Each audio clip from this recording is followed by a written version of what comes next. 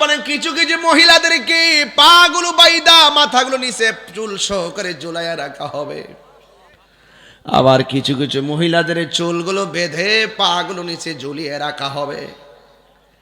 আল্লাহর হাবিব সাল্লাল্লাহু আলাইহি ওয়াসাল্লাম জিজ্ঞাসা করেন, ইয়া রাসূলুল্লাহ, ইয়া হাবিব আল্লাহ, নবী গো, ওরা কে যাদের মাথার চুলগুলো বেঁধে পাগুলো নিচে ঝুলাইয়া রাখা হবে? আল্লাহর হাবিব বলেন, এরা হলো দুনিয়ার ওই সমস্ত মহিলা যারা দুনিয়ার জমিনে বেপরদায় চলাফেরা করেছে। শুধুমাত্র তাই নয়, যারা স্বামীর অবাধ্যচরণ করে খোলামেলা চলাফেরা করেছে। এই জন্য আমি বলবো, মা, ও মা, মা গো, এখনো সময় আছে, সাবধান হয়ে যান। दुनिया के लिए आखिरत बर्बाद ना करो। दुनिया दुनिया करे आखिरत बर्बाद करा जावे। किसी इंसान को खुश करने के लिए अल्लाह को नाराज ना करो। दुनियार कोनो मानुष के खुशी करते जाइया आमार अल्लाह के बेजार करा जावे ना। कथा कोन ठीक कि ना? एरपर आमार नबी बोलेन किछु किछु मानुषेर गाয়ের ভিতরে আগুনের শিকল দিয়া পেঁচে রাখা হবে। জিজ্ঞাসা করা হয়, ইয়া রাসূলুল্লাহ, ওরা কারা? কয়, ওরা হবে ওই সমস্ত সন্তান যারা দুনিয়ায় মা বাবারে কষ্ট দিয়েছে। মা বাবার মনে কষ্ট দিয়া পীরের কাছে মুরিদ হইয়া আব্বা আব্বা করবা। তোমার মতো মুরিদ দরকার নাই। কথা বলেন। যে পীর বলবে মা বাপের খেদমত লাগবো না, আমি তো তোর সব, এটা পিশাব না, এটা সকাল বেলার পেশাব। কেমন দিলাম?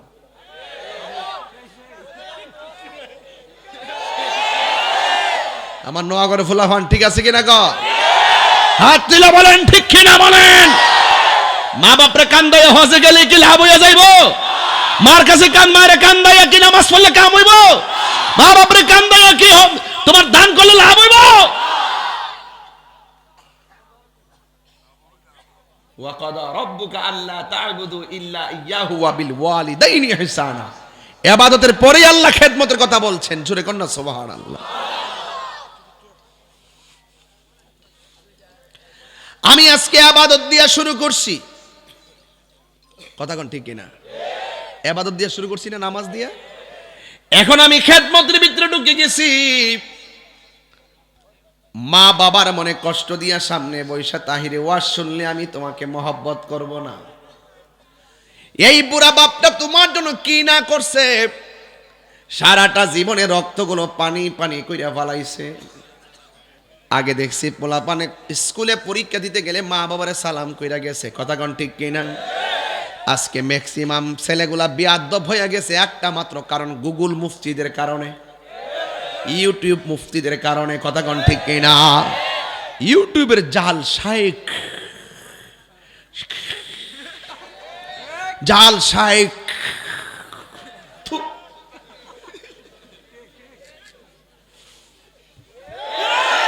যারা বলে মাকে সালাম করলে নাকি শিরিক হবে, নাউজুবিল্লাহ কথা কেন? আগে বলে আমার মা বাপরে সালাম করে গেছে, মা বাপ হাত বুলাই দিছে, আর এখন ফতোয়া বাড়ি করছে মাথা নোয়াইলে শিরিক হইব, মাথা নোয়াইলে শিরিক হইব। মা বাপরে সালাম করুন যাইতো না। মা বাপকে সালাম করা মানে একটা সন্তান মায়ের প্রতি সর্বোচ্চ ভালোবাসার নির্যাস। শিরিক কি এতই সহজ জিনিস যে আমি মাথা নোয়াইলে শিরিক হয়ে যাবো গা? মাথা নোয়াইলে যে শিরিক, দান লাগাইলে যে ফতে কিলে কিলে শিরিক হইব। কোদাল দিয়ে তো মাটি কাটুন যেত না। কোদাল দিয়ে মাটি কাটুন যাব? মোবাইলটা ফিরে গেলে তুলুন যাব?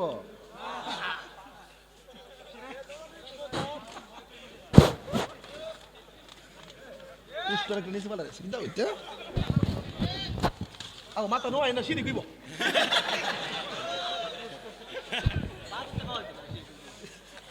আসিনি মন লোক মাথা নোয়া হয়েছে। মা বাপরে সালাম করে, এটা ভালোবাসা। কথা কোন ঠিক কিনা? সাহাবায়ে নবীর হাতও চুম্বন দিয়েছেন, পায়েও চুম্বন দিয়েছেন, এটা সুন্নতে সাহাবা। কথা কোন ঠিক কিনা? বাবু কুবলা তো রিজিল ওয়ালিয়াদে, একটা বাবু আছে হাতে এবং পায়ে চুমা দেওয়ার অধ্যায়, জোরে কোন মারহাবা কোন। দোকানে একটা থান কাপড় কিনে আনছি, আমার মায়ের আড়িয়া লাগে থ্রি পিস বানা, শৈল লাগে, ভালো লাগে, আমরা এটা দিয়ে ফাগরি বানাইলে মাথাত লাগলে ফাওয়া লাগলে আমরা সালাম করি, কথা কোন ঠিক না বেটি? এই কাপড়টা দিয়ে কোরআন শরীফ গিলাপ বানাইলে আমরা সালাম করি, পায়ে লাগলে, কথা কোন ঠিক কিনা?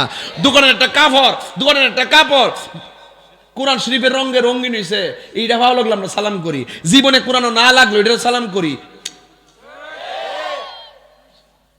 মহব্বত বুঝে না, আর এদের ম্যাক্সিমাম হইল বিয়াদব, কথা কোন ঠিক না বেঠি? এবং উগ্র চোখে মুখে লাগে না, একমাত্র এরাই হক আর সব বাতেল। ইসলামটা এমনি আই ফুরছেন, এরা এসে 7-8 বছর ধরে বাংলাদেশে বাইরে হয়েছে, ইউটিউব মৌলবিডি আছে কিনা কন? জাল শাইখ। আমার যুবক ভাইরা, মা বাবার সালাম করা যাবে কি যাবে না? সালাম করে বিদেশ যাইবেন, মা বাবার কপালের মধ্যে চুমা দিবেন, হাতের মধ্যে চুমা দিবেন, পায়ের মধ্যে চুমা দিবেন, কোনো গুনাহ হবে না, এটা মহব্বত, কথা কোন ঠিক কিনা? আমরা মাকে সম্মান করি, মা জেনে রসুলকে সম্মান করি, রসুল জেনে আল্লাহকে সম্মান করি, আল্লাহ জেনে আমরা মাকে খোদা মনে করি না, রসুলকে খোদা মনে করি না, কথা বলেন ঠিক কিনা? ওরা গায়ের উপরে ফালাই দিয়া ওদের একটা বাজে জিনিস, দুঃখজনক তো এগুলা। আজকে ইসরায়েলের জীবনে ফিলিস্তিনে মারা সাহস পাইলে বাপ দিতে হাইলাম হইলে, একমাত্র আমরার মধ্যে ঐক্য নাই, কথা কোন ঠিক না বেটি? দালালে ভরে গেছে দেশ, কথা কন না কেন? দালাল। মা বাপের সঙ্গে ভালো ব্যবহার না করলে আপনি কোটিপতি হইতে পারবেন, 10 তলা বিল্ডিং এ থাকতে পারবেন, খায়া ফেট ভরবো, গামলা ভরবো, কিন্তু মনে শান্তি পাইতেন না, কথা কন ঠিক কি না বলেন? আমার ফুলাভান্ডি কই? আমার কথা ঠিক আসেনি রে ভাই? ঠিক আসেনি?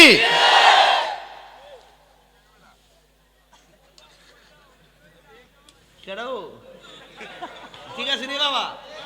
দাঁত আসেনি বাবা? দাঁত দিলে না বাবা? মারহাবা কোন? সামাজিক কিছু করণ লাগে না, এই তো সমস্যা, কইরা দিয়া যায়। কইও মা কইতাছে আমার 60টা বলে আমার সারা তা হই না, কইতা হে কয়েকটা শাড়ির মধ্যে হইতাতে কত চেষ্টা করলাম, ফাঁসের গরু গুম্পা দিতাম, হেরে পারলাম না, ঘুরে মুরসাইয়া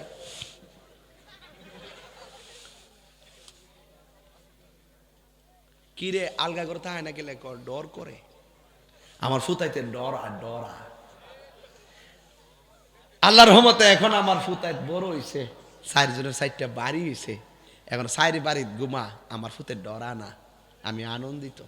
কিন্তু আমার একটা দুঃখ আছে, এক সারিতে জায়গা দিছি 4 জনরে, একটা ফেডে 10 মাস 10 দিন করে রাখছি, ছোট্ট একটা ফেডে দিচ্ছে, কিন্তু আমার ফুত 4 ফুটে 4টা বাড়ি হইল, একটা রুমের ভিতরে আমার জায়গা হইছে না, এটাই আমার কষ্ট। এমন কুলাঙ্গার সন্তান আছে কিনা কন? এমন কুলাঙ্গার সন্তান আছে কিনা কন? এদের জন্য বেহেশত নাই। রেদার রাব্বি ফি রিদাল ওয়ালিদাইন ওয়া সাখাতুর রাব্বি ফি সাখাতিল ওয়ালিদাইন। পিতামাতার সন্তুষ্টিতে আল্লাহর সন্তুষ্টি, পিতামাতার অসন্তুষ্টিতে আল্লাহর অসন্তুষ্টি।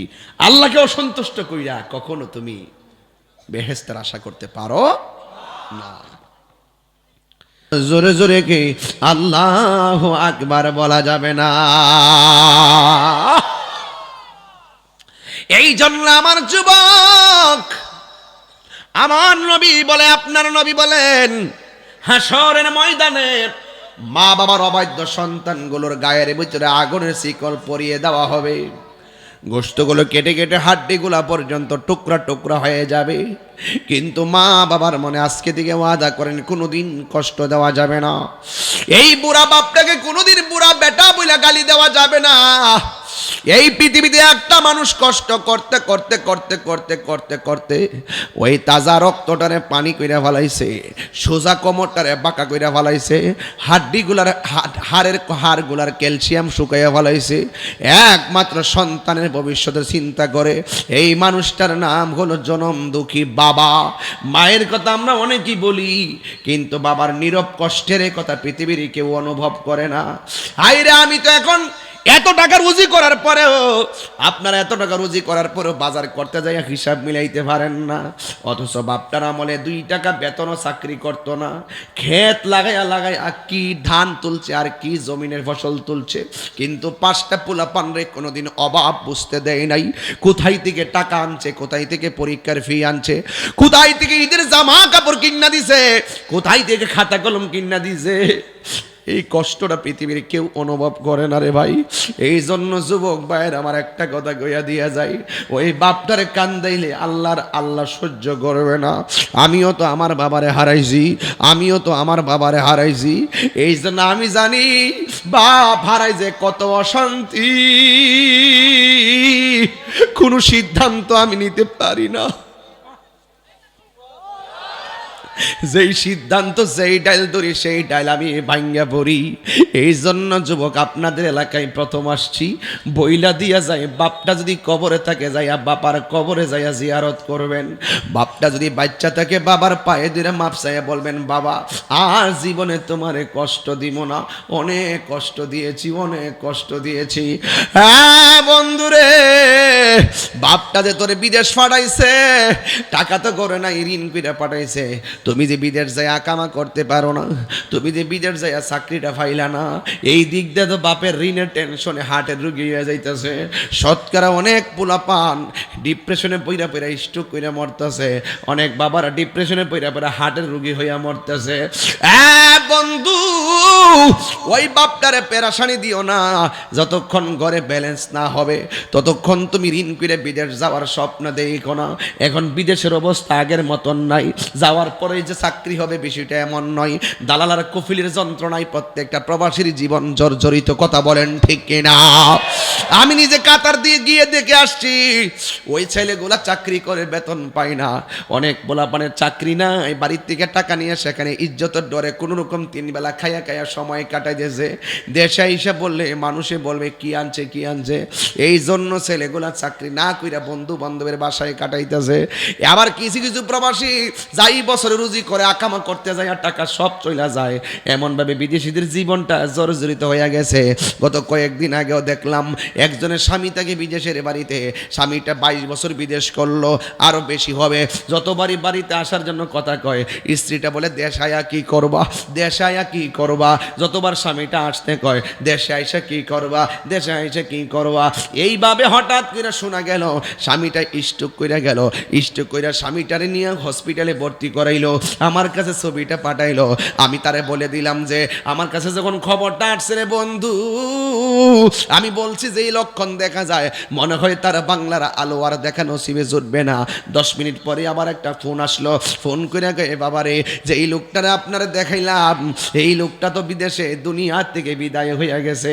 আজকে তাকায়া দেখেন, সন্তানের মুখে হাসি ফুটাইবার জন্য, স্ত্রী স্বাবলম্বী হওয়ার জন্য বারবার বাড়ির থেকে ফোন দিয়ে কইছে কি জানেননি, আরো থাকেন, দেশে আয়া কি করবেন, দেশে আয়া মাটি কাটবো, দেশে আইসা সিনজি চালাইবো, দেশে আইসা ওষুধ চালাইবো। এই লোকটা ডিপ্রেশনে সেখানে স্ট্রোক করেছে। কথা বলেন ঠিক না বলেন? দেশে আইসা কি করবে? যেই লোকটা সেখানে পড়ে থাকে সে জানে কেমনে দিন কাটে। ওই দিন কসবার একটা ছেলে ফাঁসি দিয়ে মারা গেছে। আমার সংগঠনের পোলাপান ছবি পাঠাইছে, জিজ্ঞাসলাম কি লেগা, কয়ে সে বাড়ির থেকে টাকার চাপ দিত, সে সহ্য করতে না পারে নিজে ফ্যানের মধ্যে জুইলা সে আত্মহত্যা করেছে। এই পোলাপান, যতক্ষণ তোর সংসারে টাকার ব্যালেন্স না হবে ততক্ষণ বিদেশের নাম নিবা না, ঋণ করে বিদেশ যাইবা না। প্রয়োজনে সিএনজি চালাইবা, প্রয়োজনে অটো চালাইবা, কাপড়ের দোকানে চাকরি করবা, মাটি কাটবা, মদিমালের দোকানে চাকরি করবা, বেকারিতে চাকরি করবা। কথা কোন ঠিক কি না বলেন? ঋণ করে বাপের টেনশনে ফেলাই দিয়ে বিদেশ যাইবা, বিদেশ যাওয়ার পরে বাপে দিবে এই দিকতে ঋণের চাপ, ওই দিকটা তোমার দিব চাপ। তুমি চাকরি হইতা না, শেষ পর্যন্ত তুমি এটারে চাপ মনে করে আত্মহত্যা করবা, তাহলে এমন বিদেশ দরকার। বিদেশিরা কিন্তু আজারে কাটা না, আমি দেখেছি ওরা চাকরি করে, ওরা আজারে বসে গল্প করে না, ওরা টাইম মতো যা, টাইম মতো আসে, কাপড় চোপড় ধইয়া নিজে রান্না কইরা নিজে একটু ঘুমাইতে পারে না ঠিক মতো, আবার কাজে জায়গা। আগের মতন তার এখন বিদেশ নাই, আগে তো মোটামুটি চলছে, এখন যেই টাকা বছরে রুজি করে এই টাকা আকামাতি জায়গা। কথা কন ঠিক কি না? নাইলে সে অবৈধ হয়ে যায়, আবার দেশে পাঠাই দিবে, এই ডরও তো আছে। আবার বাড়ির থেকে ঈদের সাপ, বিয়ার সাপ, বাড়ির সাপ, ঘরের সাপ, মোবাইলের সাপ, চেইনের সাপ, কত কিছুর চাপ প্রবাসীরা সহ্য করতে পারে না, এমন সংসারও আছে। কথা কন ঠিক না বেঠে?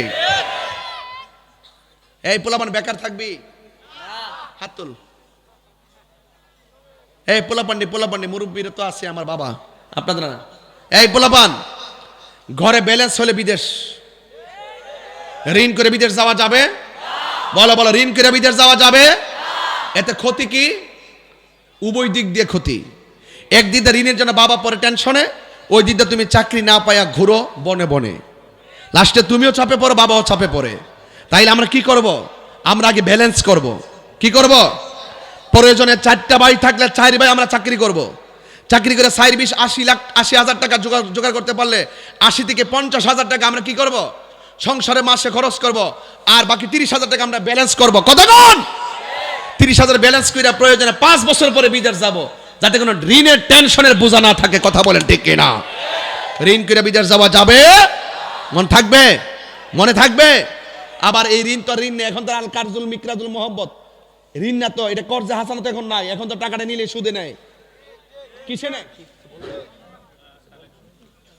আরে বাবা, ওদের কাছে তো নষ্ট জায়গা। ও আচ্ছা, সময় তো বসে দিচ্ছে। যাক, আমার হুশ থাকে না এইগুলো কথা। আমি মনে করছি 9টা বাজে, গড়িডেল চাইছি, ওই বোমবাজ কথা লাগাইছে দেখি না তো, ওই যে 9:40 বাজে। যাই হোক, অসুবিধা না, আপনার কষ্ট হইতেছে? তাইলে আমি আজকে কি কইছি? ঋণ কইরা বিদেশ যাওয়া যাবে, সুদের টাকা লাগায় বিদেশ যাওয়া যাবে। ম্যাক্সিমাম ঋণটা কিন্তু এখন সুদে হয়। কিসে হয়? আজকে পারিবারিক জীবনে এত অশান্তি কেন জানেন? কেন কোন তো না, কেটা কইছে? সুদে লেগে কেটা কইছে? পারিবারিক অশান্তিটা হইলো ম্যাক্সিমাম আগে যে বুড়া বেড়াতে সংসারটি, এখনো কিন্তু ফান 3 ভাগ করে রাখা। আর অন কিন্তু যে বিয়ারি কিন্তু বউ লোকে বই আছে খা না, যার যেমনে খা। ওইটা লাস্টিং করছে, ইডি লাস্টিং করে না, কিনলে গিয়া এডি লাস্টিং করে এই জন্য করে না, বিয়াটা ওইলই যৌতুক। কথা কন ঠিক না বেডি? তো শুরুটা যখন হারাম দিয়া হয়, এই সংসার সুখের হয় না। তো বিদেশ যাওয়ার সময় যখন ঋণ করে সুদের টাকা লাগাইয়া বিদেশ যা, শুরুটাই যখন হারাম দিয়া, তখন আল্লাহ পাক সেখানে বরকত তুল্লা নিছে। কথা কন ঠিক না বেঠিক? আমি কি বুঝাইতে পারছি আপনাদেরকে? এখন হালাল টাকার টিক্কা একটা লোক,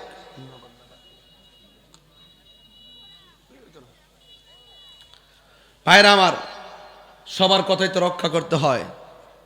এই মাহফিলটা হোক, আপনারা চান কি চান না? জোরে বলেন, চান কি চান না? আজকে ফিলিস্তিনের মুসলমানদের জন্য আপনারা দোয়া করে যাবেন। কেডা কেডা হাত তোলেন, সোজা করেন, নারে তাকবীর, হাত নামান, হাতটা সোজা করেন। আমি ছবিটা দিলি না, স্মৃতি রয়ে যাই, নাইলে রাস্তায় ডাইট ডোয়াইট ধরলে দে আমু। হাত সোজা করেন, হাত নামান, ঠিক আছে? এই মাহফিলটা আগামীতে হোক, আপনারা চান কি চান না? এই ছেলে, এই যে ফিলিস্তিনিকে দোয়া করবো, তুমি কইছো না? এই তুমি কইছিলে না? তো ইসরায়েল দি শত্রু কথা কন।